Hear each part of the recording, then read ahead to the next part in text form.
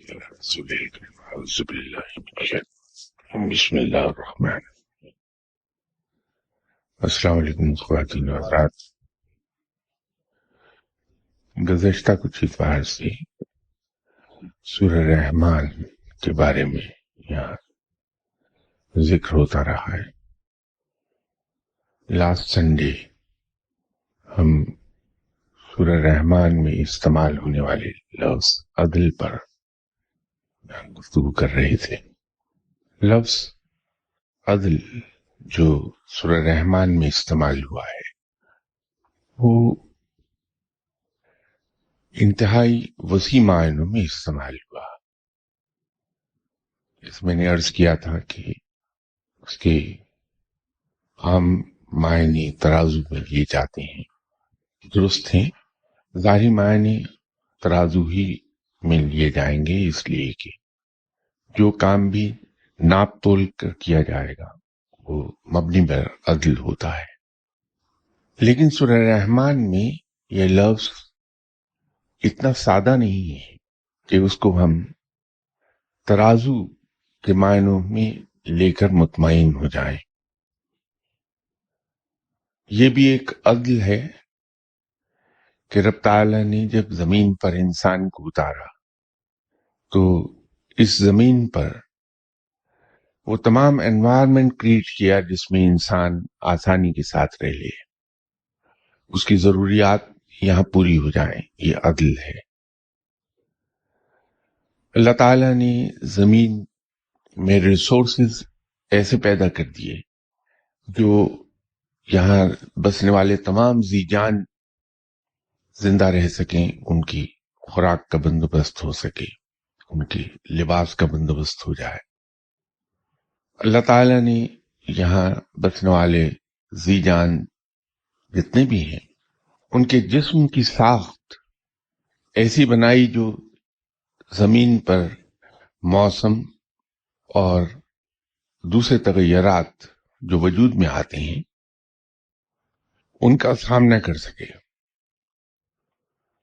شاید کسی نشست میں یہاں ایک ذکر ہوا تھا کہ اس زمین پر ایک فینومینا عجیب و غریب ہے. ہر 100 میل کے فاصلے کے بعد آپ کسی ایک پوائنٹ کو لے لیجئے، اس سینٹر تسلیم کر لیں، تو اس کے 100 مائلز ریڈیس میں ویجیٹیشن بھی ایک سی ہے، ڈائلیکٹ بھی ایک سا ہے، اور جیولوجیکل فیچرز بھی ایک سے ہیں. لیکن یہی ڈائلیکٹ، ویجیٹیشن اور جیولوجیکل فیچرز ہر 100 میل ریڈیس کے بعد تبدیل ہو جاتی ہیں. جہاں فیچرز زمین کے تبدیل ہوتے ہیں ایک کنسیڈریبل اماؤنٹ کو، وہاں انسانی جسم کی ساخت اکارڈنگلی چینج ہو جاتی ہے. پہاڑی علاقوں میں رہنے والے لوگ عام طور پر ان کی ریڑھ کی ہڈی میدانی علاقوں میں رہنے والے لوگوں کی بیک بون سے کہیں زیادہ سٹرونگ ہوتی ہے. وہ لوگ جو ہائی الٹیٹیوڈز پر رہتے ہیں وہاں چونکہ آکسیجن کم ہوتی ہے، اللہ نے وہاں کے رہنے والے لوگوں کو کمپنسیٹ کیا ہے کہ ان کی لنگز کی کیپیسٹی زیادہ ہے ان لوگوں سے جو میدانی علاقوں میں رہتے ہیں. کیونکہ ہماری زمین کے ارد گرد جو اسپیس ہے، اس اسپیس میں ایئر پریشر موجود رہتا ہے، ہوا کا دباؤ ہمارے جسم پر کار فرما رہتا ہے. جو پاکستان کے میدانی علاقے ہیں ان میں آن ایوریج اس پریشر کو، اس کا اصل نام ہے ایٹماسفیرک پریشر، وہ ایٹماسفیرک پریشر 14.65 پاؤنڈ پر اسکوائر انچ ہے. اب انسانی جسم پر ہوا کا دباؤ چاروں طرف سے اسے کمپریس کر رہا ہے. اس کے جسم کے اندر جب تک کہ وہ ریزسٹنس نہیں ہوگی کہ 14.65 پاؤنڈ پر اسکوائر انچ پریشر کو برداشت کر لے، تو जिस्म चिपक जाएगा, बिल्कुल क्लैप्स करेगा। बिल्कुल इसी तरह कि अगर हम किसी टीन के डब्बे से हवा निकाल लें, उसमें वैक्यूम क्रिएट कर दें, तो वो पिचक जाता है, एकदम क्लैप्स कर जाएगा। ये एटमॉस्फेरिक प्रेशर है जो उसे क्लैप्स कर देता है एकदम। तो इंसानी जिस्म के अंदर इंसान की सेफ्टी का एक सिस्टम अल्लाह ने कायम कर दिया कि ये इस प्रेशर को विथस्टैंड करता है, क्योंकि उसके अपने जिस्म के अंदर एक प्रेशर डेवलप किया अल्लाह ताला ने, वो इक्वलाइज कर देता है एटमॉस्फेरिक प्रेशर को और इनर प्रेशर को, दोनों इक्वलाइज हो जाते हैं, तो वहां वो इक्विलिब्रियम पॉइंट वर्कआउट हो जाता है। ये अदल है कि अल्लाह ताला ने इंसान के रहने के लिए इस बारीकी तक ऐसी चीजें पैदा कर दी कि वो सहूलत के साथ रह ले। ये भी अदल है कि इंसान जहां रहता हो वहां के कानून की पाबंदी करे। यह अदल इन तमाम मायनों में इस्तेमाल होता है। हमारे यहां आमतौर पर ये कहा जाता है कि शायद अदल सिर्फ अदालतों तक महदूद है, मुसलमान के यहां ये नहीं है। मुसलमान की रोजमर्रा की जिंदगी में भी अदल है। जैसे गुज़श्ता इतवार मैंने अर्ज किया था कि गवाही में अदल कायम रखता है मुसलमान, और गवाही सिर्फ वो नहीं है जो कोर्ट में दी जाती है, बल्कि गवाही हमारी रोजमर्रा की जिंदगी में होने वाली गुफ्तगू, तमाम की तमाम गुफ्तगू गवाही है। हम जब अपनी रोजमर्रा की जिंदगी में अफरात तफरीत से काम लेते हैं तो हम अदल से हट रहे होते हैं। जब मुसलमान कोई बात करता है तो वो मबनी बर हक बात करेगा, खा उसका फायदा उसके दुश्मन को मिल रहा हो या उसका नुकसान उसकी सगी औलाद को हो रहा हो। वो इन तमाम चीजों की परवाह किए बगैर जो हक बात है वो जुबान से कह देगा, या कम से कम कह देनी चाहिए। हम लोग आजकल जब भी जिस महफिल में बैठते हैं तो हमारा एक ही सवाल होता है कि इस मुल्क का बनेगा क्या। मुल्क जमीन के टुकड़े का नाम नहीं है, ये एक टोटल पैकेज है। जमीन के टुकड़ा और उस पर बसने वाले लोग, उसमें बसने वाली कौम। तो मैं जरा लाइट वे में एक बात कहा करता हूं मुख्तलिफ फोरम्स पर कि ये मुल्क तो तरक्की करेगा लेकिन इस कौम का क्या होगा वो मैं नहीं कुछ कह सकता। लेकिन ये बात एक लाइटर वे में मैं कहता हूं, उसका मतलब वो नहीं होता। ये जो हमारा कंसर्न है कि इस मुल्क और कौम का क्या बनेगा, ये दुरुस्त हो सकता है फौरी तौर पे अगर हम अपनी गुफ्तगू में अदल को राह दे दें। कि जब हम किसी मुखालिफ की बात करते हैं, उसके बारे में गुफ्तगू करते हैं, तो आदतन जहां हम उसकी बुराइयां गिनवाते हैं, अगर हम ये सोच लें कि अल्लाह की तरफ से हम पर यह फर्ज है कि हम अपने दुश्मन की अच्छाइयां भी बयान कर दें। अगर हमारा दुश्मन उस महफिल में मौजूद नहीं है और उसके बारे में वहां जिक्र हो रहा है, तो हम बात करते हुए बड़े खुले दिल से कह दें कि उसमें ये खूबी है, उसमें ये स्ट्रांग पॉइंट है, ये अच्छाई है। इसी तरह जब हम अपने दुश्मन के बारे में कोई मनफी ख्यालात का इजहार कर रहे हों, तो हम अफरात तफरीक का शिकार न हो, सिर्फ उतनी ही बात उसके बारे में कहें जितनी के वाकईतन मौजूद है। اسی سلسلے میں چونکہ آپ لوگ ایک سوال اکثر پوچھتے ہیں کہ صاحب اہل علم کی پہچان کیا ہے، تو میں یہ گزارش کر دوں کہ جو صحیح اہل علم ہے وہ کبھی کسی شخص کے بارے میں بری رائے کا اظہار نہیں کرتے. ان کی زبان سے کبھی ایسا لفظ نہیں ادا ہوتا جس سے کسی پر کوئی حرف آ جائے، کسی کی توہین ہو جائے، کسی کے راز فاش ہو جائیں. اگر ان سے کسی کے بارے میں رائے مانگی جائے اور وہ رائے ان کی کوئی اچھی نہیں ہے تو بجائے منفی رائے کے اظہار کے وہ خاموشی اختیار کر لیں گے یا بات کو ٹال دیں گے، کسی اور طرف ڈائیورٹ کر دیں گے اٹینشنز، لیکن کسی کی برائی نہیں کرتے. در حقیقت علم ایسی چیز ہے، ہم لوگ تو تعلیم کو ذریعہ سمجھتے ہیں جاب کا، نوکری کا. تعلیم کا بنیادی مقصد نہ تو پیسہ کمانا ہے نہ ہی جاب حاصل کرنا ہے، بلکہ عقل ہمیں یہ سکھاتی ہے کہ کیا اچھا اور کیا برا. لیکن علم ہمیں یہ سکھاتا ہے کہ اچھوں میں زیادہ اچھا کیا ہے. یہ فرق ہے عقل میں اور علم میں. اسی طرح شاید میں نے پہلے عرض کیا تھا کہ علم میں اور معلومات میں فرق یہ ہے،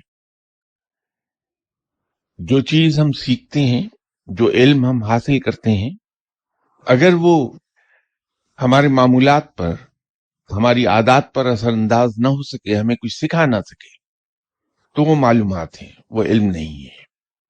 لیکن جب کوئی علم ہم سیکھتے ہیں اور وہ ہمارے رویوں کو تبدیل کر دے، بہتری کی طرف لے جائے ہمارے رویے، تو وہ علم ہے. جو اہل علم کے بارے میں اکثر آپ لوگ سوال کرتے رہتے ہیں، اس کے بارے میں عرض یہ ہے کہ کسی بادشاہ کو ایک بار یہ بتایا گیا کہ اس کے دارالحکومت میں حاکم وقت رہتا ہے. تو بادشاہ نے اس سے ملنے کی خواہش کا اظہار کیا.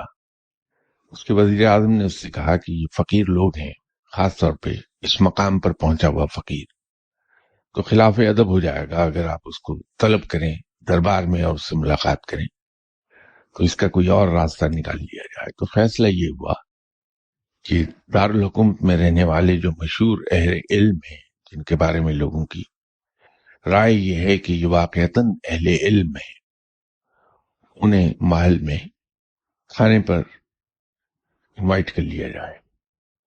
دعوت نامہ دے دیا گیا. وہ اہل علم چلے آئے محل میں کہ کھانے کی دعوت کو قبول کرنا سنت ہے.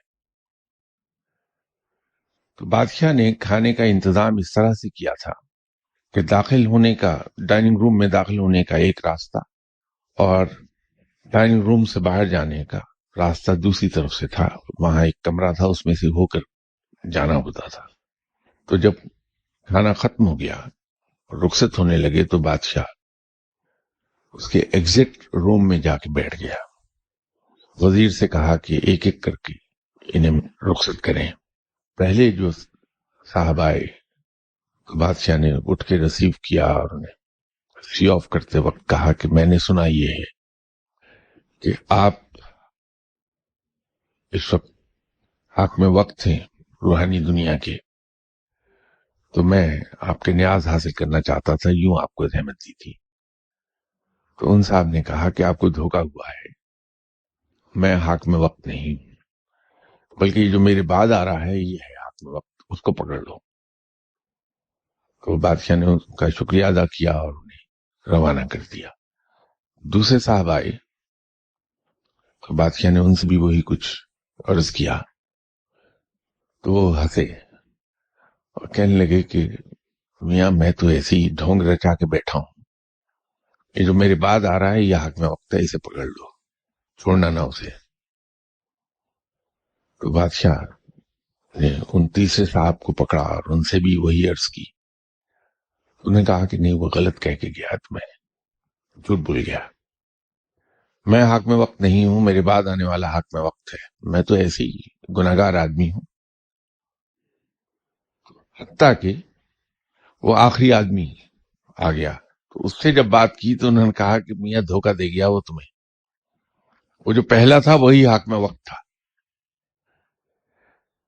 बात यह है कि जब इंसान वसी इल्म हासिल कर लेता है तो उसके अंदर एक आजिज़ी और इंकसारी पैदा होती है। उसको अपना आप छोटा दिखाई देने लगता है और दूसरे सब अपने से बड़े दिखाई देने लगते हैं। तो किसी सही अहले इल्म से जब हम पूछते हैं कि फला आदमी कैसा है, तो फौरन आपको जवाब देगा कि ये तो मैं नहीं जानता कि वो कितना बड़ा साहिब इल्म है, लेकिन मैं एक बात जानता हूं कि वो मुझसे बेहतर है, क्योंकि मैं ही शायद दुनिया का सबसे हकीर इंसान। इल्म जब मिलता है इंसान को तो जो चेंजेस आती हैं उसको हम इस तरह से बयान कर सकते हैं कि अगर एक आदमी एक छोटे से कमरे के दरमियान में खड़ा हो जाए, 10 बाई 10 फीट का कमरा, उसके सेंटर में अगर आदमी खड़ा है तो उस छोटे कमरे के रेफरेंस में जब वो अपने आप को देखेगा तो बहुत बड़ा महसूस होगा कि मैं बड़ा हूं, बहुत बड़ा हूं, इसलिए कि उसका एनवायरनमेंट छोटा है।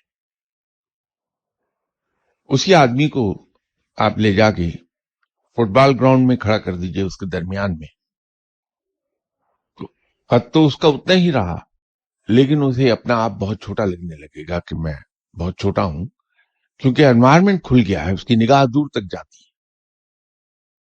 और इसी आदमी को ले जाके किसी सहरा के दरमियान में खड़ा कर दें तो उसे अपना आप एक रेत के जर्रे के बराबर दिखाई देगा, वो महसूस ये होगा, इसलिए कि उसकी निगाह बड़ी दूर तक जाती है,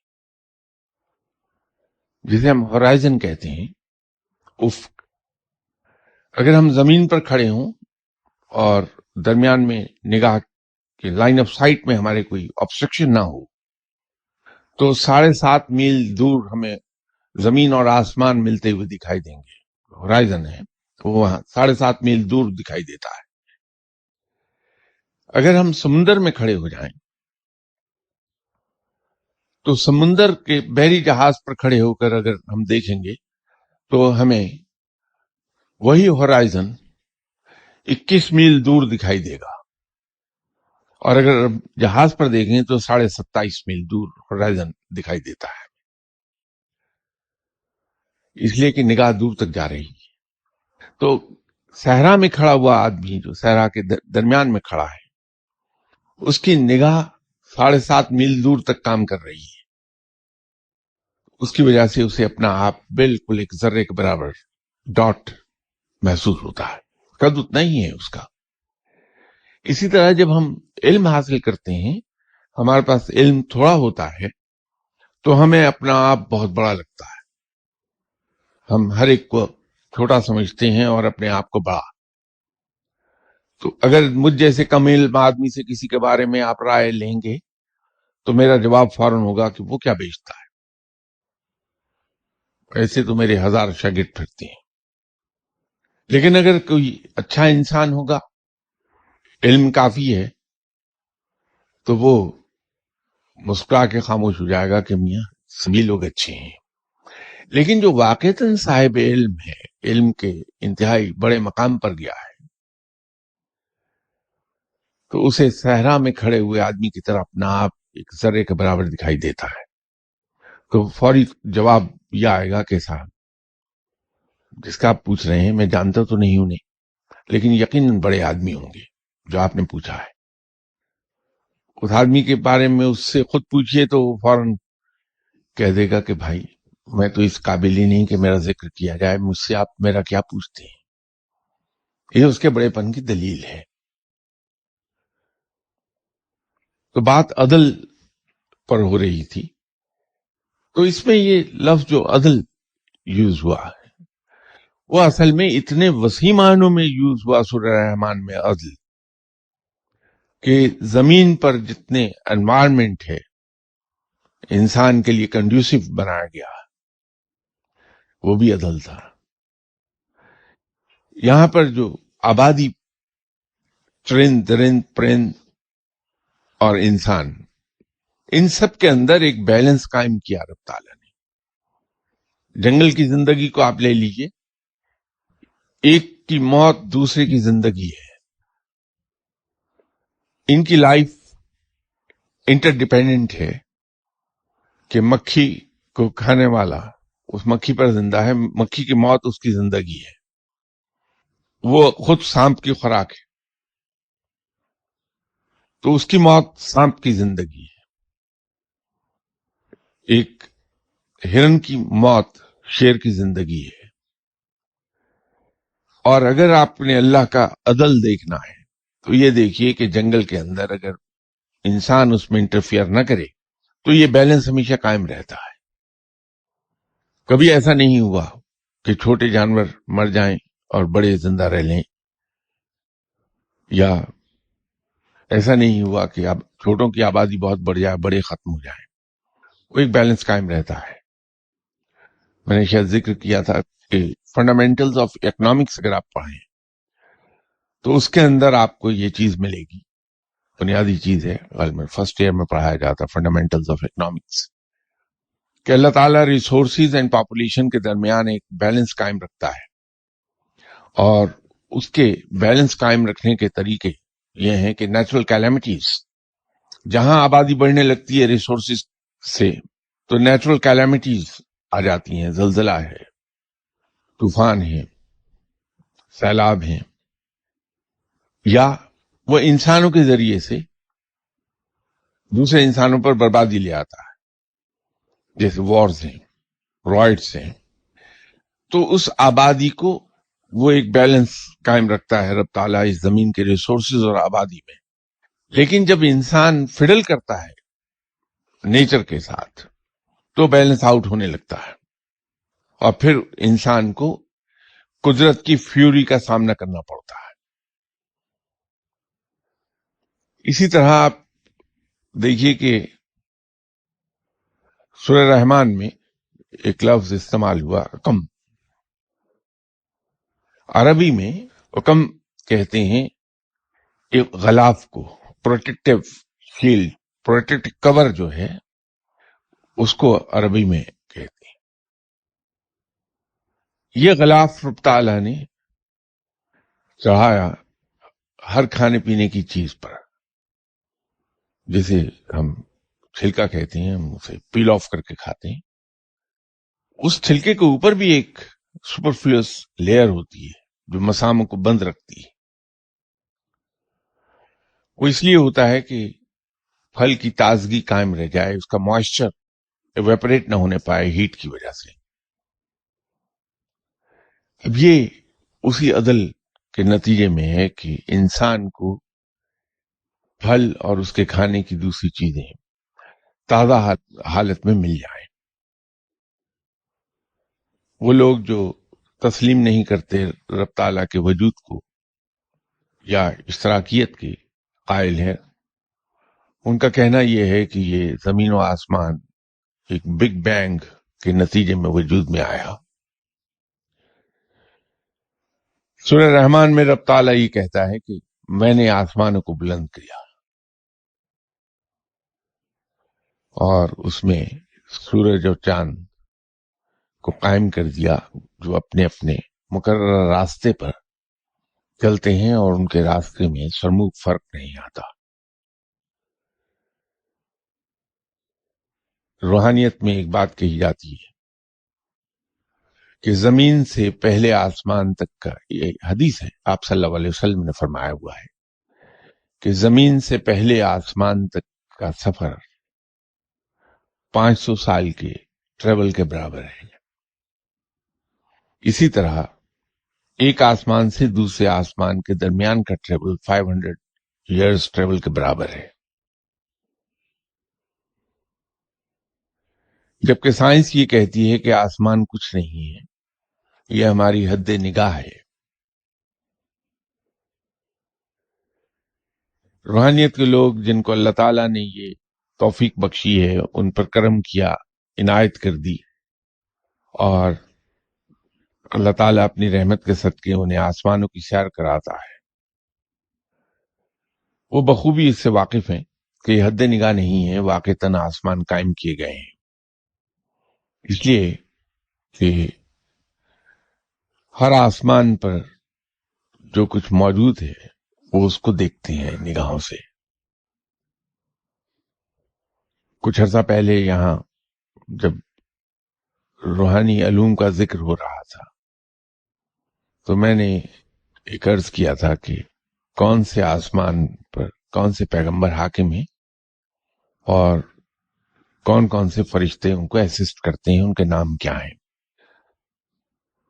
وہ گیس ورک نہیں تھا، حقیقت ہے. اسی طرح ایک چیز جو روحانیت میں انسان کو معلوم ہوتی ہے وہ یہ ہے کہ ہم لوگ کنڈیم کرتے ہیں اسٹرالوجی کو. اس کے کنڈیم کرنے کی مختلف وجوہات ہیں مختلف لوگوں کے پاس، لیکن روحانی آدمی تو اسے کچھ اور وجوہات سے کنڈیم کرتا ہے کہ وہ انسان کو یا تو بے عملی کی طرف لے جائیں گے یا رب سے مایوس کر دے گا یہ علم. اور دونوں ہی صورتیں قابل قبول نہیں ہیں ہمارے اسلام میں. نہ تو بے عملی اسلام اس کی اجازت دیتا ہے کہ انسان بے عمل ہو، اور نہ اللہ سے مایوسی کی اجازت دیتا ہے اسلام. اسٹرالوجی میں اگر کسی اسٹرالوجسٹ نے آپ کے بارے میں یہ پیشگوئی کر دی کہ آپ کو بہت دولت مل جائے گی، آپ بہت امیر ہو جائیں گے، بہت ترقی کر جائیں گے، بڑا کاروبار ہو جائے گا آپ کا، تو انسان اسی اچھی خبر کے نشے میں بے عملی کی طرف چلا جاتا ہے. اور اگر کسی اسٹرالوجسٹ نے یہ کہہ دیا کہ نہیں صاحب آپ کی تقدیر میں تو کچھ نہیں لکھا. خود میں کچھ واقعات کو جانتا ہوں جس میں لوگ مجھ سے ملے اور ان کی مایوسی کی انتہا نہیں تھی. ایک صاحب تھے، انہوں نے کہا کہ صاحب میری یہاں تو زندگی کی لکیر ہی بہت چھوٹی ہے، بلکہ اسی جگہ کا ذکر ہے بہت پرانا، میرا خیال ہے دیٹ واز 1995. تو ہم یہاں بیٹھے ہوئے تھے تو ایک خاتون تشریف لائیں، تو دروازے پر کھڑے ہو کے انہوں نے رو رہی تھیں تو مجھ سے کہا کہ شاہ صاحب مجھے کینسر ہے اور میں ابھی شوکت خانم سے آ رہی ہوں. انہوں نے ڈسچارج کر دیا کہ تمہاری زندگی کے اب صرف ہفتے 10 دن رہ گئے، تو گھر چلی جاؤ، جا کے زندگی انجوائے کر لو. تو مجھے کسی نے آپ کے پاس بھیجا ہے. فرمائیے کیا مسئلہ ہے.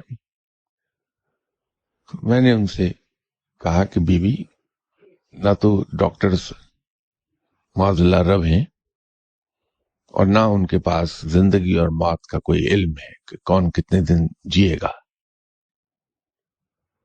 تو انہوں نے اپنے علم پر بیس کر کے کہہ دیا تو انسان خود بھی نامکمل ہے، اس کی عقل بھی نامکمل ہے، ناقص ہے، اس کا علم بھی انکمپلیٹ ہے. میں نہیں سمجھتا کہ کوئی کسی کے بارے میں یہ کہہ سکے کہ وہ کتنے دن جیے گا. یہ علم صرف رب کے پاس ہے. تو انہوں نے کہا کہ نہیں مجھے اس کی کوئی فکر نہیں ہے، آپ تسلی نہ دیں مجھے، میرا ایک ہی بیٹا ہے، دولت بے پناہ ہے ہمارے پاس. اور انہوں نے ایک بڑی شخصیت کا نام لیا جو آج کل پالیٹکس میں بہت پاپولر ہیں کہ میں ان کی فرسٹ کزن ہوں. تو دولت بے پناہ ہے ہمارے پاس، میرا ایک بیٹا ہے، تو مجھے ڈر یہ ہے کہ وہ بھٹک جائے گا میرے مرنے کے بعد. معلوم نہیں ان کو کسی نے غلط فہمی ڈال دی کہ میں شاید کوئی نیک آدمی ہوں، کوئی دعا کر دوں گا، جبکہ حقیقت تو اس کے بالکل برعکس ہے. تو میں نے بھی ان کا دل رکھنے کو یہ کہہ دیا کہ ایک آدمی جو بیچارہ بیماری کی اس سٹیج پر ہے تو اس کے سامنے میں غلط بیانی اپنے بارے میں کر دوں تو کوئی حرج نہیں. تو میں نے کہا کہ چلیے میں دعا کر دوں گا کہ بیٹا آپ کا نہ بھٹکے، لیکن میں آپ کو دم کر دیتا ہوں. تو وہ بھڑک اٹھی اس بات پہ کہ میں آپ سے کہہ رہی ہوں مجھے دم نہیں کرانا، مجھے زندہ نہیں رہنا، صرف بیٹی کے لیے آپ دعا کر دیجئے. میں نے ان سے کہا کہ جائیے 1 ویک کے بعد پھر تشریف لے آئیے گا آپ. کہا کہ ٹھیک ہے آ جاؤں گی اگر میں زندہ ہوئی. اکتوبر 97 تک وہ تشریف لاتی رہی میرے پاس. 95 سے اکتوبر 97 تک وہ ٹھیک تھی. اس کے بعد میں خود اپنے دفتری معاملات کے سلسلے میں UK چلا گیا تو پھر وہ رابطہ ختم ہو گیا. بات یہ ہے کہ یہ علوم، یہ جو آسمان کے علوم ہیں، یہ حقیقت ہے بالکل. وہ لوگ بہتر جانتے ہیں جن کو اللہ تعالیٰ نے ایسی ان پہ کرم نوازی فرما دی ہے کہ انہیں اجازت دے دی کہ وہ ایک حد تک پرواز کر سکیں. جو پرواز ہے اس کے بارے میں میں عرض کر دوں کہ وہ کسی انسان کی اہلیت پر نہیں ہے. ایک کلیتاً رب تعالیٰ کی اپنی عنایت ہے، جس کو چاہے وہ جتنی توفیق بخش دے، جتنی اجازت بخش دے. لیکن جو لوگ سیر کرتے ہیں وہ جانتے ہیں کہ یہ آسمانوں کی بات حقیقت ہے. تو بات ہو رہی تھی سورج اور چاند کی، اسی ضمن میں ایسٹرالوجی کی بات کر بیٹھا. روحانیت میں کہا یہ جاتا ہے کہ یہ آسمان کے 12 برج ہیں، بروج 12 ہیں، اور یہ سیارے اپنے اپنے مقررہ وقت پر ہر برج پر سے گزرتے ہیں. سورج اور چاند بھی گزرتے ہیں. پھر اللہ تعالیٰ نے انرجی ڈسیپیٹ کرنے کا ایک انتظام کیا انسان کے لیے کہ اس کی فصلیں پک جائیں، اس کے جسم صحیح حالت میں رہے، موسموں کا تغیر و تبدل، یہ سب ازل کے زمرے میں آئے گا. تو میں کہنا یہ چاہ رہا تھا کہ جب ہم ایک عدل کی دنیا میں رہتے ہیں، اللہ تعالیٰ نے یہ تمام نظام عدل پر قائم کیا، تو پھر ہم پہ بھی لازم آتا ہے کہ میں اپنی زندگی اس عدل کے انوائرمنٹ میں جب گزاروں تو میری اپنی زندگی عدل پر قائم رہ جائے، میری زندگی میں افراط و تفریط نہ آنے پائے، میں محبت میں یا دشمنی میں عدل کو ہاتھ سے چھوڑ نہ جاؤں.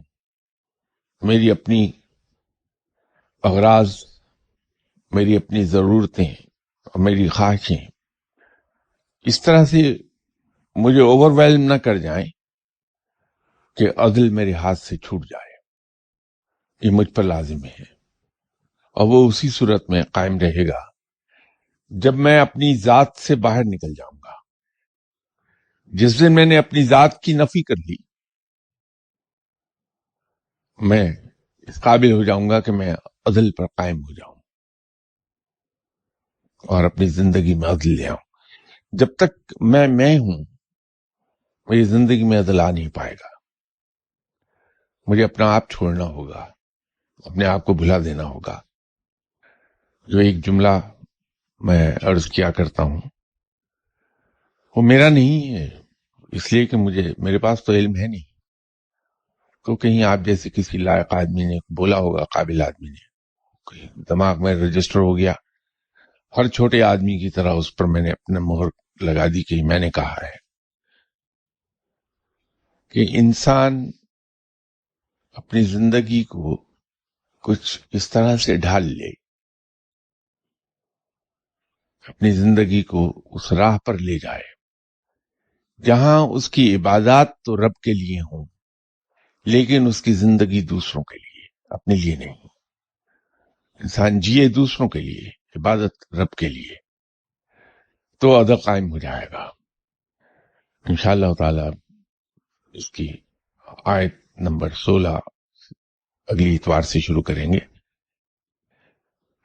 کچھ سوالات ہیں کسی ملک سے باہر سے آئے ہوئے ہیں. ایک سوال کسی صاحب نے بھیجا ہے کہ شاہ صاحب, in one of your lectures you asked about numerology, specifically number 11, and you mentioned that you will give a separate lecture on this topic as it requires time to explain. خاصا وقت گزر گیا جب یہاں بات رب تعالیٰ کے اسماء مبارک پر ہو رہی تھی. اس ضمن میں نمبر 11 پر ڈسکشن ہوئی تھی کہ روحانیت میں نمبر 11. باقی نمبر تو ہم لوگ نیومرولوجی میں جو لوگ دلچسپی رکھتے ہیں وہ یوں کرتے ہیں کہ سنگل ڈیجٹ پر لے جاتے ہیں. فار ایگزامپل ایئر 2012 ہے تو وہ اسے سنگل ڈیجٹ پر لے جائیں گے یوں کہ 2 + 0 + 1 + 1 + 2. یہ اس کا سنگل ڈیجٹ وہ نکال لیں گے 6. نیومرولوجی مجھے نہیں آتی, میں تو اسماء مبارک پر بات کر رہا تھا. اس ضمن میں یہ 11 آیا تھا. لیکن 11 ایک روحانیت میں ایسا فگر ہے جس کو سنگل ڈیجٹ میں نہیں کیا جاتا کبھی. اس کو ہم 1 + 1 = 2 نہیں کر پاتے. 1 + 1 11 رہتا ہے. اس کی وجہ یہ ہے کہ اللہ تعالیٰ کے اس میں مبارک کے جو ٹوٹل اعداد بنتے ہیں وہ 11 بنتے ہیں. اور اسی سلسلے میں نے عرض کیا تھا کہ حضرت علی کرم اللہ وجہہ کے نام مبارک کے فگرز 11 ہی بنتے ہیں. وہ معلوم نہیں کس فریم آف مائنڈ میں تھا کہ میں نے یہ کہہ دیا کہ اس پہ علیحدہ لیکچر دوں گا, لیکن چونکہ بات زبان سے نکل گئی ہے, سورہ رحمان مکمل ہونے کے بعد انشاءاللہ تعالیٰ پھر میں نمبر 11 کے بارے میں عرض کر دوں گا کہ یہ کیا ہے.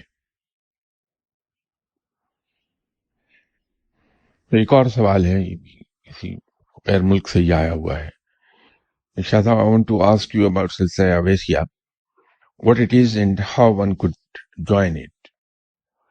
دیکھیے, سلسلہ اویسیہ کوئی چیز نہیں ہے, طریقہ اویسیہ ہے. حضرت اویس کرنی رضی اللہ تعالی عنہ نے زیارت نہیں کی تھی آپ صلی اللہ علیہ وسلم کی, لیکن پھر بھی وہ صحابی کہلاتے ہیں. صحابی ان صاحبان کو کہا جاتا ہے جنہوں نے آپ صلی اللہ علیہ وسلم کی زیارت کی ہے. لیکن حضرت اویس کرنی زیارت نہیں کر سکے تھے اپنی زندگی میں. اس کے باوجود حضرت اویس کرنی کو صحابی کا درجہ دیا جاتا ہے. دور رہتے ہوئے بھی آپ صلی اللہ علیہ وسلم سے بے پناہ پیار کرتے تھے, کیونکہ وہ ایک ریموٹ طریقے سے پیار پیدا ہوا تھا, ریموٹ پیار تھا وہ. اس وجہ سے ہر وہ کام جو ریموٹلی کیا جائے وہ اویسیہ کہلاتا ہے. حضرت اویس کرنی وہی صاحب ہیں جنہوں نے اپنے تمام دانت توڑ ڈالے تھے یہ سن کر کہ جنگ احد میں آپ صلی اللہ علیہ وسلم کے دندان مبارک شہید ہو گئے ہیں. تو آپ نے یہ سوچ کر ایک ایک کر کے توڑ دیے کہ معلوم نہیں کون سا دندان مبارک شہید ہوا ہے. محبت کا یہ عالم تھا. اور یہ حضرت اویس کرنی ہی ہیں جن کو یہ اعزاز حاصل ہے, perhaps the only صحابی رضی اللہ تعالیٰ عنہ جن کے پاس میسج آپ صلی اللہ علیہ وسلم نے بھیجا تھا کہ میری امت کے لیے دعا کرو. وہ تمام اہل علم جو اکتساب فیض کرتے ہیں ریموٹلی, جیسے جناب داتا گنج بخش رحمۃ اللہ علیہ صاحب, آپ نے حضرت جنید بغدادی رحمۃ اللہ علیہ صاحب سے اکتساب فیض کیا ہے, لیکن دونوں کے زمانے میں فرق ہے. حضرت جنید بغدادی رحمۃ اللہ علیہ دنیا سے پردہ فرما چکے تھے کافی دیر پہلے جب جناب داتا گنج بخش رحمۃ اللہ علیہ دنیا میں آئے, لیکن انہیں اکتساب فیض ہوا جناب حضرت جنید بغدادی رحمۃ اللہ علیہ صاحب. پیر مہر علی شاہ صاحب جو بولر شریف میں دفن ہے, آپ کو اکتساب فیض ہوا جناب خواجہ غریب نواز صاحب سے, جبکہ دونوں کے زمانے میں بہت فرق ہے. جناب خواجہ صاحب دنیا سے پردہ فرما چکے تھے لمبا عرصہ پہلے. پیر مہر علی شاہ صاحب تو ابھی 20th سینچری کی شروع کی بات ہے, دنیا میں تشریف لائے, نام کمایا. جناب حضرت خواجہ غریب نواز صاحب کے خلیفہ اول جناب حضرت مختار کاکی رحمۃ اللہ علیہ ہیں, اور خلیفہ دوئم جناب حضرت پیر مہر علی شاہ صاحب ہیں. انہوں نے جو اکتساب فیض کیا خواجہ صاحب سے وہ ریموٹلی ہے. داتا صاحب کا فیض بھی ریموٹلی ہوا. تو اسی لیے جناب داتا گنج بخش رحمۃ اللہ علیہ صاحب کے نام مبارک کے ساتھ اگر ان کے سلسلے کا نام لکھا جائے تو لکھا جاتا ہے جنیدیہ اویسیہ. تو وہ لفظ اویسیہ ڈپکٹ کرتا ہے اس بات کو کہ آپ نے فزیکلی حضرت جنید بغدادی رحمۃ اللہ علیہ صاحب کی خدمت میں حاضری نہیں دی ہے، بلکہ یہ ریموٹلی فیض آیا ہے وہاں سے. اسی طرح جناب حضرت پیر مہر علی شاہ صاحب کو اگر چشتی لکھا جاتا ہے تو آپ کا فیض ریموٹ ہے جناب خواجہ غریب نواز صاحب سے. جناب خواجہ غریب نواز صاحب کو براہ راست علم عطا ہوا تھا آپ صلی اللہ علیہ وسلم کے در دولت سے. وہ اویسیہ سلسلہ ہے، وہ ریموٹلی ہے تو اسے اویسیہ کہہ دیتے ہیں. ہر وہ اکتساب فیض جو ریموٹلی کیا جائے وہ اویسیہ کہلائے گا، ورنہ اویسیہ سلسلہ نہیں ہے، یہ طریقہ ہے اصل میں. اگر کوئی صاحب سوال کرنا چاہیں کسی سلسلے میں. ہمیشہ کہا جاتا ہے کہ زندگی بہت کم ہے اور علم بہت زیادہ ہے، تو وہی کچھ سیکھ جس سے سب کچھ علم میں آ جائے، تو اس سے سر کیا مراد ہے؟ ایسی دنیا میں کوئی چیز نہیں جس سے تمام علوم حاصل ہو جائیں. یہ ایک پروورب ہے، اس سے مراد یہ ہے کہ قرآن پاک کا علم سیکھو کہ وہ تمام علوم کو کور کر لے گا. ابھی علم کے بارے میں عرض کر رہا تھا کہ علم بے پناہ وسعت رکھتا ہے، اس کا کوئی کنارہ نہیں ہے علم کا. روحانیت میں بھی سوائے آپ صلی اللہ علیہ وسلم کے کوئی منزل کو نہیں پہنچا. سبھی راہ رو ہیں اس راہ کے، کوئی زیادہ فاصلہ طے کر سکا کوئی کم، لیکن ہیں سبھی مسافر. کوئی منزل کو نہیں گیا، صرف آپ صلی اللہ علیہ وسلم منزل کو پہنچے ہیں. تو علم اگر قرآن کا آدمی حاصل کر لے تو وہ خود بخود علم لدنی کی طرف چلا جاتا ہے. جیسے میں نے عرض کیا تھا کہ قرآن پاک کے ایک تو ظاہری معنی ہیں جو ترجمے کے طور پر اس میں لکھے ہوئے، اس کے 10 مخفی معنی ہیں. تو روحانیت میں درجے بھی 10 ہیں. وہ اور بات ہے کہ گریجویشن ان کی مختلف طریقے سے کی جاتی ہے. جیسے سلسلہ چشتیہ میں 100 درجات گنے جاتے ہیں، لیکن گریجویشن 10 کی ہے. 1 10 20 30 40 50 بنتے وہ 10 ہی ہیں. اس میں سہولت یہ ہو جاتی ہے کہ ان بٹوین 2 درجے جو ہیں 1 سے 10، اس کے اندر آدمی کو انڈیکیشن ہو جاتی ہے کہ بندہ کہاں پہنچا ہوا آدمی ہے. ایک درجے سے دوسرے درجے کے درمیان بھی میئر ہو جاتا بندہ. اسی طرح کسی سلسلے میں 1 سے 10 کے درجات ہیں، کسی میں 1 سے 50 ہیں، لیکن وہاں گریجویشن 5 کی ہے. تو وہ درجے 10 ہی بنتے ہیں. تو جو ولی اللہ، جو صاحب علم جس درجے کا ولی اللہ ہوتا ہے، اتنے ہی معنی قرآن پاک کے اس کی سمجھ میں آتے ہیں، اس کے علم میں آ جائیں گے. تو جب آپ قرآن کا علم حاصل کرتے ہیں تو عام طور پر لوگ ولایت کی طرف چلے جاتے ہیں اس کا علم حاصل کرنے والے. میں نے یہیں ایک نشست میں عرض کیا تھا کہ جناب حضرت امام احمد بن حنبل بڑے پائے کے صاحب علم گزرے، ولی اللہ گزرے، فقیہ تھے، فقہ لکھی. ایک بار خواب میں زیارت ہوئی ان کو اللہ تعالی کی، اور رب تعالی نے پوچھا جناب حضرت امام احمد بن حنبل سے کہ احمد بولو کیا مانگتے ہو، کیا چاہتے ہو. تو حضرت امام احمد بن حنبل نے یہ عرض کی کہ یا باری تعالی اپنے تک پہنچنے کا کوئی آسان راستہ بتا دے. تو جواب آیا سامنے سے کہ قرآن پاک کی تلاوت کثرت سے کیا کرو. تو کلام پاک کی تلاوت کثرت سے کرنے والا رب کو جا پہنچتا ہے. اگر کوئی یہ چاہتا ہے کہ وہ کم وقت میں زیادہ علم حاصل کر جائے تو قرآن کا علم حاصل کر لے.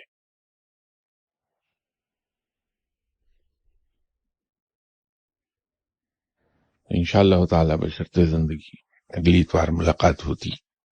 السلام علیکم.